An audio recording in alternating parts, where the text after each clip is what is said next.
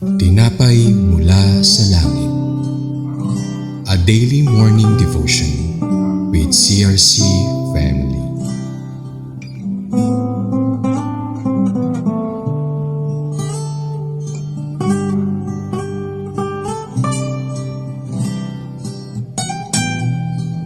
Sa mapagpalang umaga kapatid, ako si Sister Mila Quezon. Samahan niyo po kami sa aming programang Tinapay Mula sa Langit, ang pang-araw-araw nating devotion sa salita ng Diyos. Ngayong umaga ay matutunghayan ang Judges or Hukom 14:1-3. Ngunit bago po tayo magpatuloy, tayo dumako sa maikling panalangin. Kapagpalang Diyos, aming nasa langit, narito po kami sa aming pang-araw-araw na devotion, pang mag-aral ng banal na salita. Bless mo po kami sa antas ng pananampalataya upang maunawaan namin ang devotion sa umagang ito. Thank you po Lord, in Jesus name, Amen. Ating tunghayan sa Judges 14:1-3, titled, Samson Demands a Philistine Wife.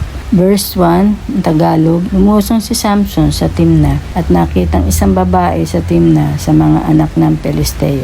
Verse 2, at siya'y umahon at sinaysay sa kanyang ina at ama at sinabi, aking nakitang isang babae sa Timna sa mga anak ng Pelisteo. Ngayon, gusto kong papag-asawahin ako sa kanya. Verse 3, nang magkagaya, sinabi ng kanyang ama at ina sa kanya, wala na bang ibang babae sa mga anak na iyong kapatid o aking buong bayan na ikaw ay ayaong mag-asawa sa mga dituling Pelisteo? At sinabi ni Samson sa kanyang ama, papag-asawahin mo ako sa kanya sapagkat siya'y lubhang kalugod-lugod sa akin. Nakita ni Samson isang babaeng Pelisteo sa Timna. Agad niya itong pakasalan. Naging interesado siya rito dahil sa panlabas na anyo nito at sinabi niya, siya ang kalugod-lugod sa aking paningin. Pinakita nito na ang batayan ni Samson ay kung ano ang tama sa sarili paningin sa halip na hanapin ang kalooban ng Diyos. Sinubukan siyang pigilan ng kanyang mamagulang dahil mga Pelisteo ay mga taong hindi sumasamba sa tunay na Diyos at pinagbabawal ng Diyos sa Israel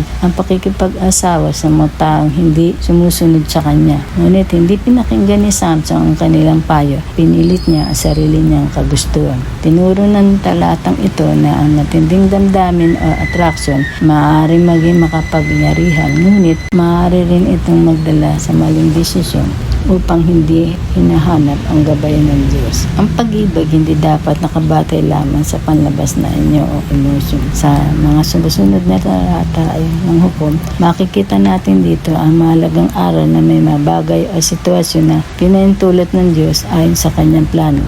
Balit ang mga maaral dito tayong mapupulot bilang babala sa atin na mahirap mag-asawa ang isang tao maghanap ng partner in life na magkaiba ang faith, lalo na tayong mga Kristiyano, dahil naranasan natin ang consequences sa buhay. Mababasa po sa 2 Corinthians 6:14-15. Sa 14, huwag kayo makisama sa di sumasampalataya na para bang kapareho ninyo sila. Maaari bang magsama ang katwiran at kalikuan o kaya ang liwanag at kadiliman? Maaari bang magkasundo si Kristo at ang Diablo at ang kaugnayan ng sumasampalataya sa di sumasampalataya? Sa ating conclusion, para sa mga Kristiyano ngayon, pinagpapala ng prinsipyong ito na mahalagang pumili ng mapapangasawang pareho ng pananampalataya kay Kristo.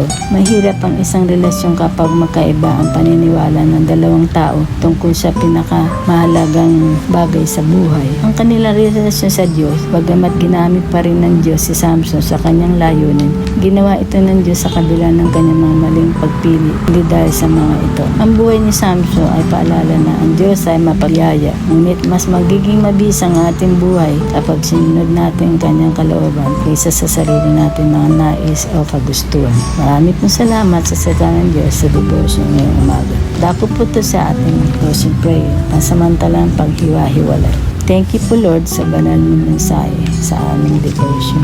Naging kalakasan namin sa antas namin pananampalataya at naging inspirasyon sa bawat isa. We praise and bless your name. Amen. Ganon din po ang dalangin namin, ang patnubay gabay, pag-iingat, protection at mapayapa for our nation. And this we pray.